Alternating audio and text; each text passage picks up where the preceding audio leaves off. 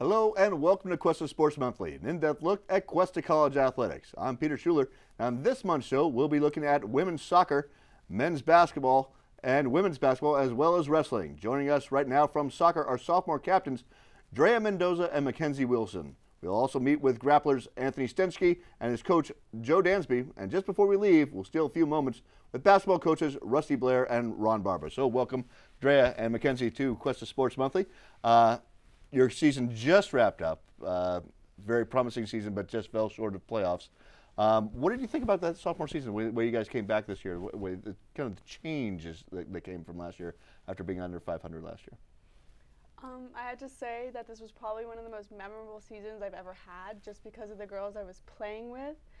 We didn't get the end result that we wanted, but I wouldn't take anything back for the world. At 13-7, the most wins the team's had in over a decade. And right there to the cusp, you guys were spent. I don't know if you guys realize you guys were in the rankings up as high as number 12 in the state at one point, and ended the season at 20, but didn't get that power points into the playoffs. Were you guys aware of how you were ranked, and did you guys talk about it amongst the team? I personally knew that. Was it a secret? One of us knew that we were highly ranked. I remember. We were number 16 and Santa Barbara was 17 right before we played them for the second time. And so I was really excited, but I didn't want to jinx anything, so I didn't talk about it with any of the other players.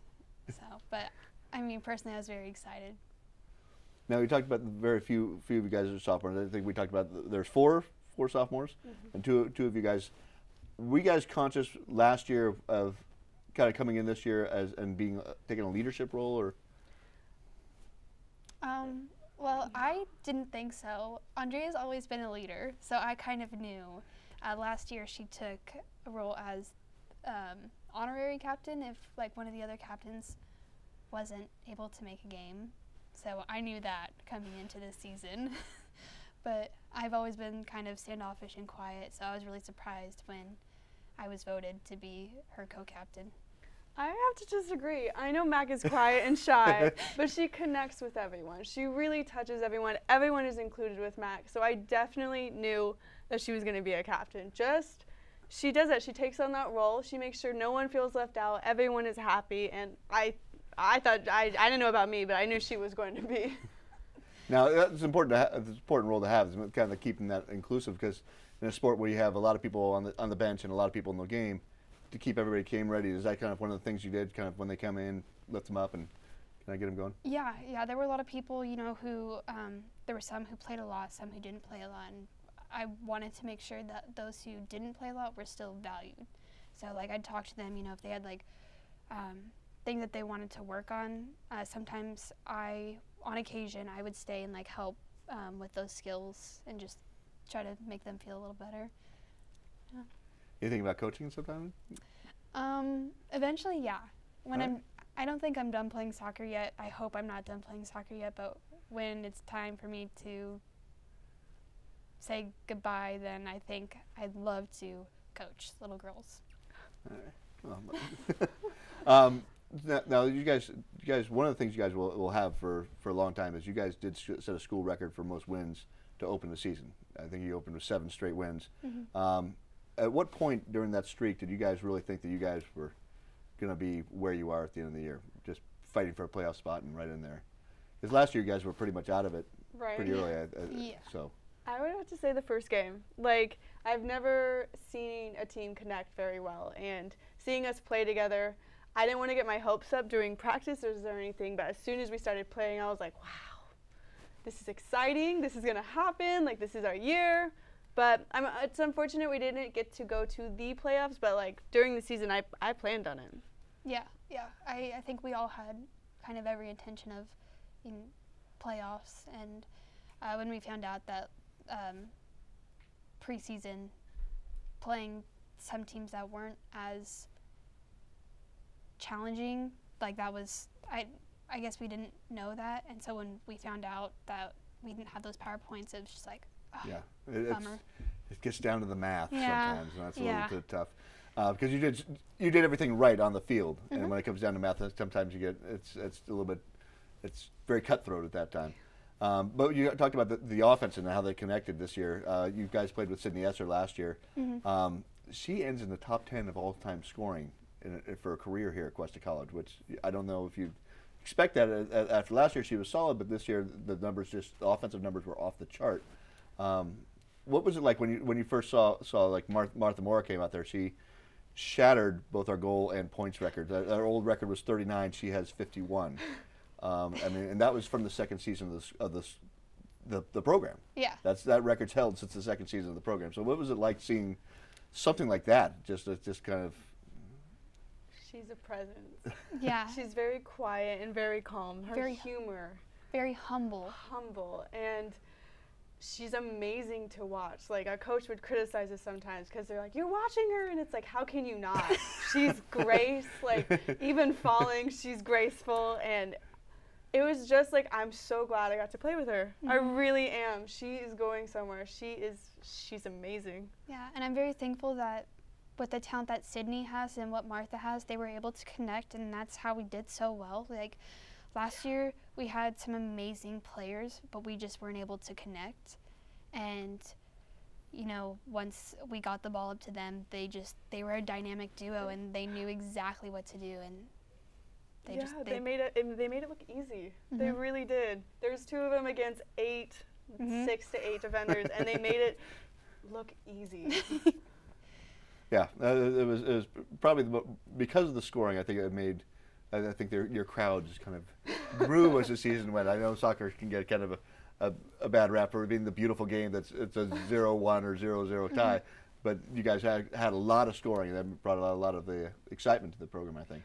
Yes, I don't think we were expecting, you know, some of those 7-1 or 8-0. Yeah, it was just a lot of high scoring, and I was like, oh my gosh, okay. Now you guys both played locally. We talked about this a little bit before we got in the air, but you guys kind of flip-flop between Templeton and Paso Robles, but played together on group teams, on age group teams, and so when you guys both showed up here, what was kind of the things you guys did? You kind of connect right away, or? A lot of the girls on the team are actually local, so we connected, like, I would say more than just as a team. Like, we were friends before. Like, we started at a young age, like, especially, like, Sydney. Like, me and Sydney have been together all the way up through college. We were captains, like, our last year.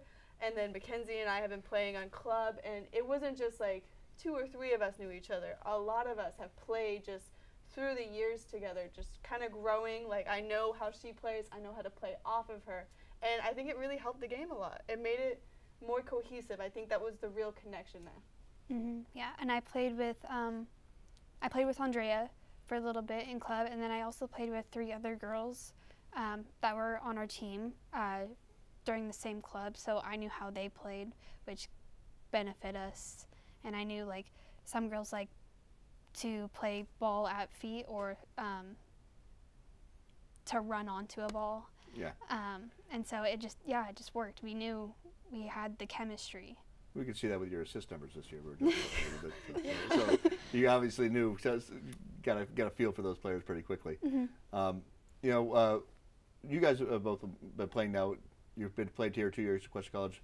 Do you have plans to play moving on? I hope to. Academics is first, and then if I have the opportunity to play somewhere else, then I will definitely take it. All right. How about? I haven't decided. I feel that I want to go out on a high note. I'm not sure if I'm going to play when I transfer, but if this was going to be the last season, I am so happy I got to be a part of it. I really am. I was on the brink of playing or not, and I have to say, like, taking the chance was one of the best decisions I've made. Well, it's the best season we've had in a long time at Cuesta College, so wish you both best luck the rest of the way. I'd like to thank Drea Mendoza and Mackenzie Wilson for joining us here on Cuesta Sports Monthly. When we come up next, it's wrestling. We'll talk with wrestler Anthony Stensky and his coach, Joe Dansby, here on Cuesta Sports Monthly.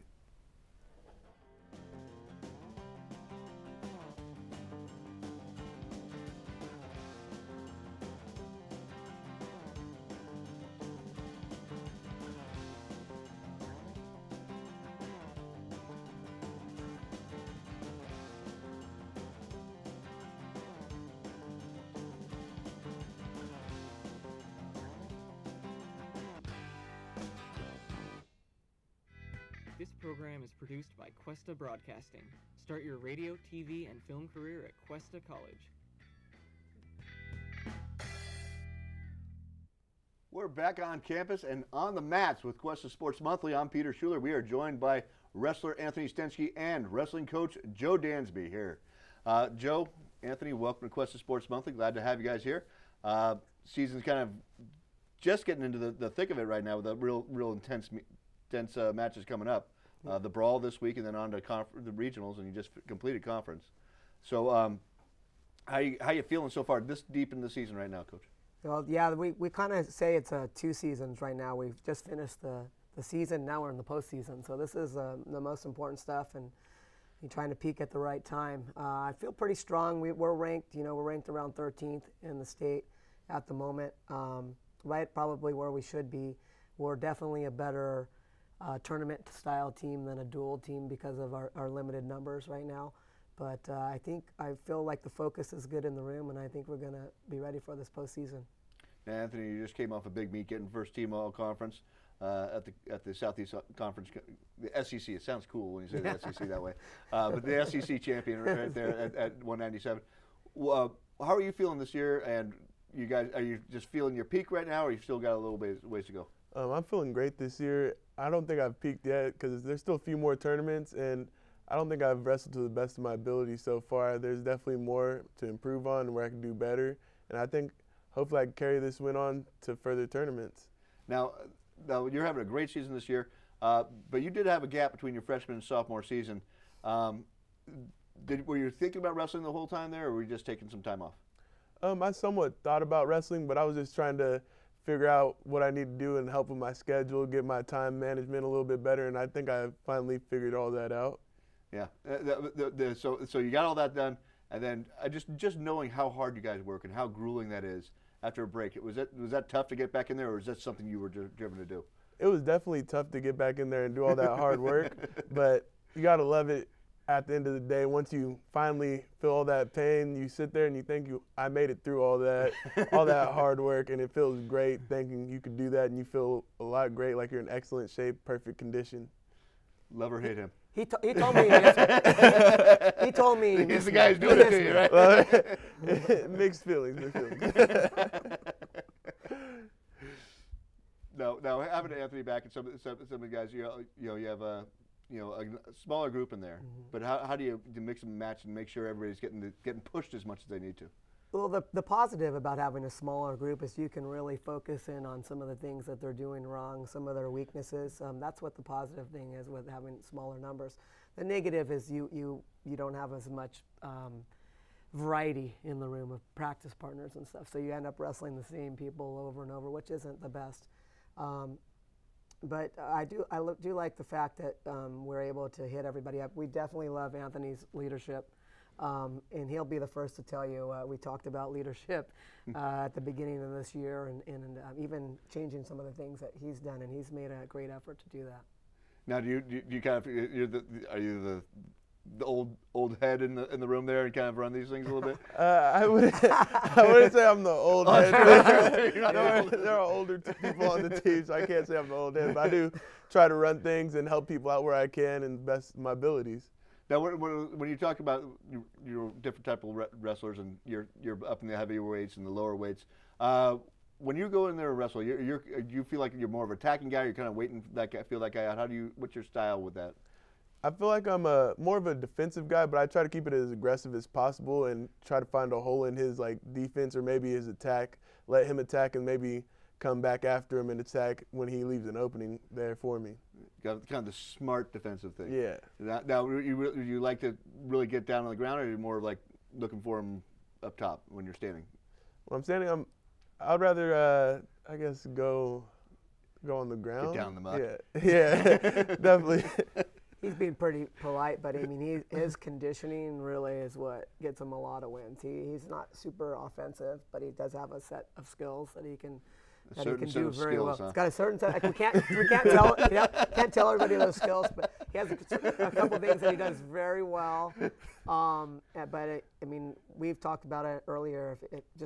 Be willing to go 7 minutes and watch people fade. Yeah. And he's been doing a great job with that. That's one of the things that I've always liked about watching your teams go is you guys are always well conditioned, and it is such a grueling 7 minutes, and it comes down to conditioning so many times because there is no place to hide out there. That's one thing you see. If you're getting in trouble and you're not in condition, it can be really rough out there. It's a really small mat when you're not in shape. Yeah, really, really small mat.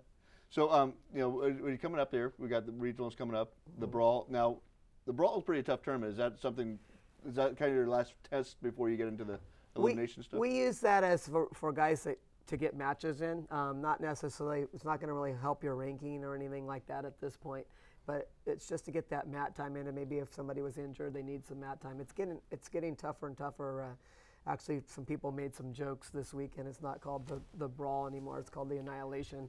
Now Palomar's there, Cerritos is there. It's gotten bigger and bigger every year. I mean, we started to get going there about 4 or 5 years ago, and even since then, it seems like another team has been added. So yeah, it seemed when you first started going, there's kind of, well, we're going to go, we're not going to go. Get a couple matches, yeah, and 2 or 3. But now it's become an event now. Yes, yeah. absolutely. So, they do a good job over there. So before that, you have the Meathead Movers Invitational, which is pretty much the premier event in the state. Absolutely, the biggest tournament. We hosted the state championships here at Cuesta College, but I think Meathead was bigger tougher, and more. Yeah, so absolutely. So what was that like this year, and how's that relationship going with Meathead?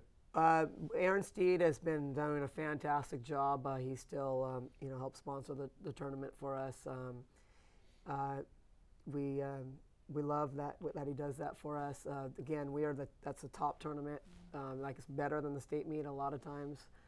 It's running like clockwork. I almost feel like it's running too much like clockwork. I feel it. Maybe I'm going to forget something, but it's actually just running smooth, and I appreciate all the teams that are coming in there. Now, Anthony, I know wrestling's an individual sport, but I know you're also, as a team leader, you kind of bring them up a lot, bringing the rest of the team along with you. Do you set personal goals, team goals, or anything like that before the season? I definitely set a personal goal. I want to make sure I at least place.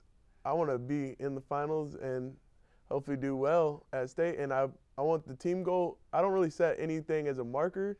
I just want to see people reach their potential and do the best they can do. Because if I don't see them putting in all the effort, then what's the point of even putting in all that work at practice and going all hard, feeling all that pain without giving the effort when you're out there on the mat? You ever take that guy aside and say, you and I will go work together? Is that how we do it? Is that how we straighten out the attitudes a little bit? That's sometimes how you got to do it. Now, what was the thing that got you into wrestling? It was a high school coach for football got me into wrestling my freshman year. And he said, this might help you with football. And then I kind of just fell in love with it because it's similar to football. You get the aggression and everything, but it's more personal because it's just you and one other person. You can't hide around 11 other people. Exactly. It's just one-on-one. Whoever's going to win, they can take over the power, and then they control the match. Yeah, they could get lonely out there.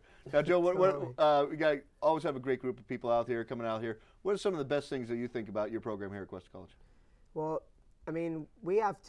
I'm speaking for myself and Coach Garza. We got 2 caring coaches over here that care about your academics as well as your athletics and making you the best person possible. I know sometimes we're the bad guy, so Coach Garza has to be the good guy. Vice versa, we'll switch it up every once in a while. But we definitely do care about you and your grades and your personal life.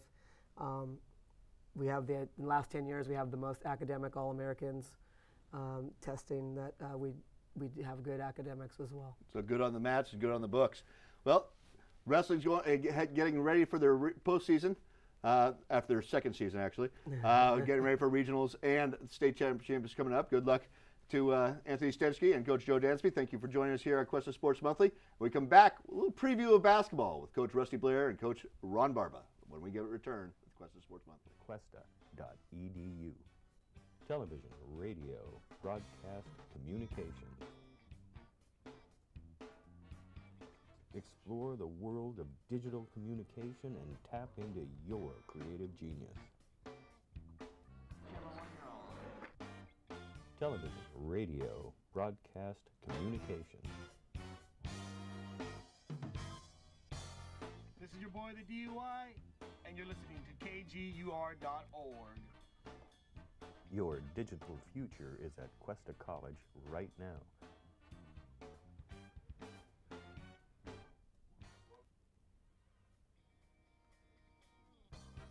Log on to cuesta.edu now for enrollment dates and class information.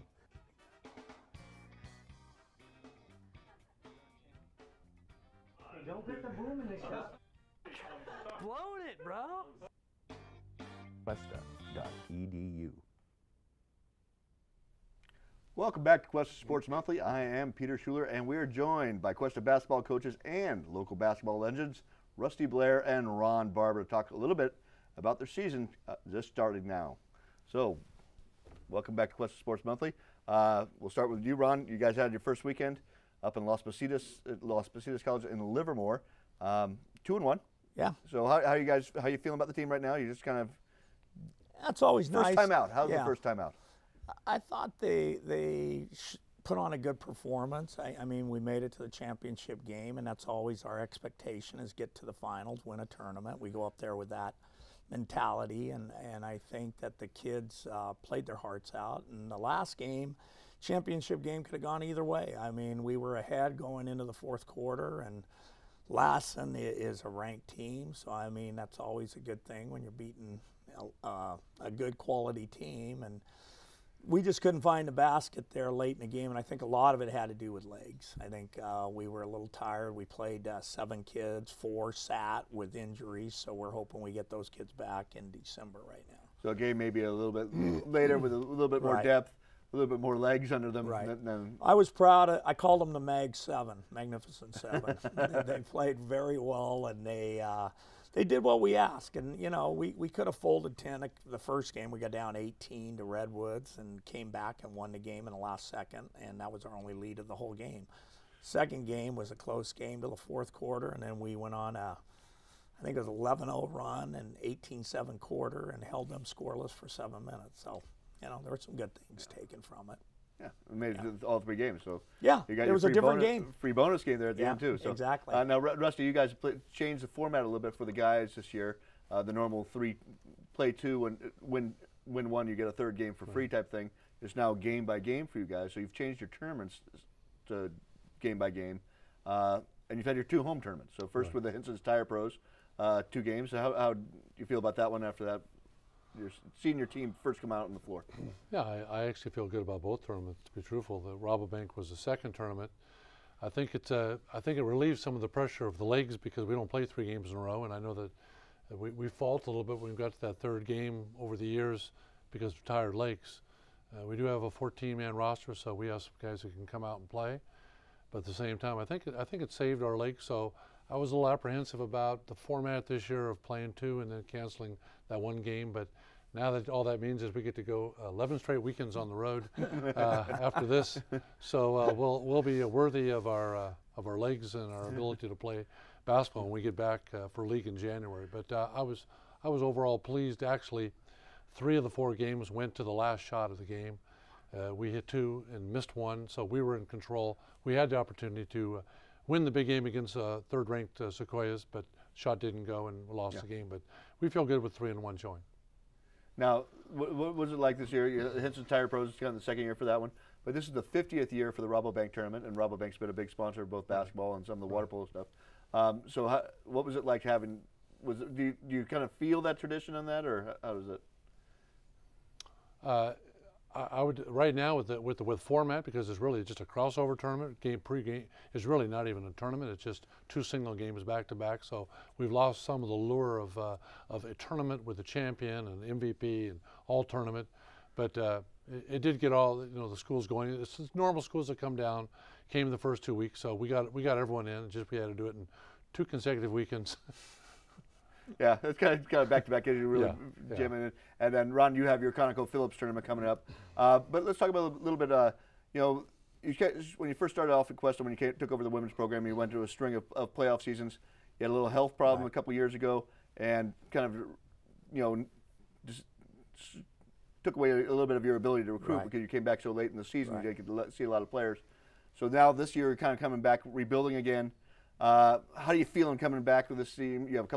You have Madison Collins back from 2 years ago. How do you feel about this group coming in together in the long run? Actually, watching them play at the showcases that we do in August and then in September, and then the just recent tournament. I actually felt pretty good with the team. I felt better when we had 12 kids, and with the injuries there before these events, it kind of takes a sting. But to be honest with you, I like the girls. I think they're forming a pretty good chemistry. One thing right now, I think over the weekend, we're in our tradition with defense. We're one of the top 5, I think, in the state right now in team steals after the weekend, and that's what we kind of pride ourselves on, is the defensive end. But I thought the kids did a great job pressuring the ball, and I thought we ran pretty well. We put up 74-71 right away, so it was nice to kind of see 4 players in double figures again, and the fact that they were different players each night. And I think with injuries, when they come back, I think that maybe, we might be a dark horse in this thing after all. Who knows? But I honestly think it hurt when I missed and coming back and trying to get kids that were already recruited.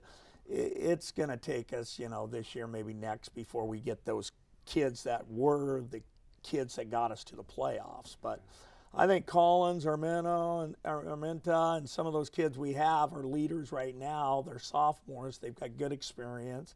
I think Claire Garcia brings a tremendous amount of growth to our backcourt, and I thought she had an exceptional tournament. I thought Collins and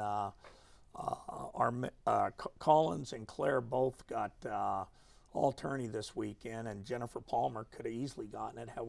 One of them could have got MVP, I think, had we won the tournament. So it's nice to see that again. Yeah, I know Collins is the first team all-conference player coming back. I think she was on the all-tournament team every year. Every tournament she was MVP of that tournament 2 years ago, so she brings back a lot of experience and leadership. Yeah. Maya comes back as a first-team all-league player. Yeah. And we still got a couple of sophomores sitting there injured that we're waiting on. And, it looks good. I'm happy with the group. I think as long as they keep working hard and we keep moving and stay healthy, who knows? Yeah. And you can integrate that new group, kind of add that depth as they come off the injured reserve a little bit there. Exactly. But that seems to be the problem lately, is injuries. But we all get them, so it doesn't do any good to complain about it. Now, Rusty, you have a good group of sophomores coming back as well. You have Iker Cruz, Jorge Bueno. You got a lot of Matt Giroux. You have a lot of kids coming back from this year. One of the things we noticed last weekend, Iker Cruz, MVP of the tournament. Talk about a little bit about his development. What do you see of your sophomores coming in this year? Well, actually, we have 4 sophomores, and we have actually 2 lineups we can go with. We can go with a small, quick lineup where Josh Wilson Murray, he's 6 foot, and he'll play the power forward for me. Or I can go with a bigger lineup, which includes Iker Cruz and Dakota Saunders from Rigetti. So we do have San Luis Obispo, and we do have Rigetti on the roster this year. It's not just all internationals, but I think Iker finally came to show that he was a better player than what he showed the first weekend. I think he was a little apprehensive his sophomore year, a little nervous, but this weekend he really calmed down, scored a double-double in both games, really passed the ball well. I think he had 9 assists, no turnovers, and shot the ball at 60% clip and averaged 14 rebounds a game. So he really helped us, just gave some quietness to the team. Right, rightfully earned tournament MVP. Right, absolutely. So and now you talk about your small lineup and you use Josh Wilson Murray. He's a real fiery guy out there. And he scores a lot from the outside. We'll talk about what does it have? I mean, because you have got a lot of guys out there who are very. Iker's a very quiet player, and you have some quiet players out there. Right. What does something like a Josh Wilson Murray bring to that group? Like you said, the word intensity. Big time intensity. He actually had a poor shooting weekend, and he had a poor shooting weekend the first week, but he averaged 5 or 6 steals per game. He's our leading rebounder after the first couple of games. So you see, he gets after it even when he's 6 foot. The ball's not going in the hoop, but he's doing other things for the team. Yeah, he definitely is. All right, well, I really look forward to watching you guys play. You got your tournament coming up there, the Phillips 66 tournament, in a couple of weeks. We have to wait till January for you. Absolutely. But if everybody can make your plans for January after Christmas, come and watch our basketball, and after Thanksgiving, come and watch Ron's Phillips 66 tournament. That concludes this edition of Cuesta Sports Monthly. I'd like to thank today's guests, athletes Drea Mendoza and Mackenzie Wilson from soccer. Anthony Stensky, and of course our coaches Joe Dansby, Ron Barba, and Rusty Blair. Join us next time, next spring, and we check back in with Cuesta basketball and our other spring sports Remember to stay up to date on Cuesta Athletics.